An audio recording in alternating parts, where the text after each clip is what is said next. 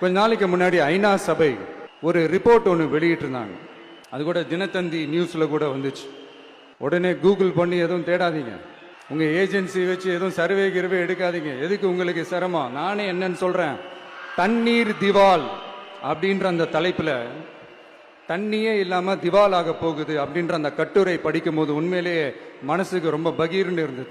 இந்தியாவிலேயே அது முக்கியமா நம்ம தமிழ்நாட்டில் இன்னும் கொஞ்ச காலத்திலேயே தண்ணியே இல்லாம திவாலாக போகுதான்.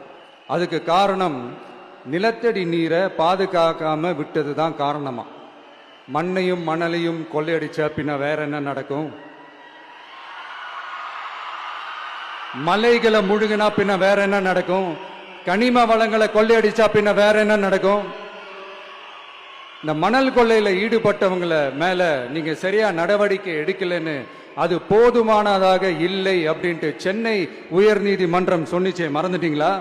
இந்த மணல் கொள்ளை, கனிம வள கொள்ளை, இதுக்கெல்லாம் காரணம் மணல் மாஃபியா குரூப் தான் மதுரை உயர்நீதிமன்றம் அந்த கிளை சொன்னிச்சு. அதை மறந்துட்டீங்களா? இந்த மணல் மாஃபியா குரூப்புக்கு ஆதரவு அளிக்கிறது யாரு? உங்க திமுக கவர்மெண்ட் தானே. அது இல்லைன்னு சொல்ல முடியுமா? அவங்களோட டீலிங்ல இருக்கிறது யாரு? நீங்க தானே. அது இல்லைன்னு சொல்ல முடியுமா? தண்ணி திவாலாக போகுது, மணல் திவாலாக போகுது, கனிம வளம் திவாலாக போகுது.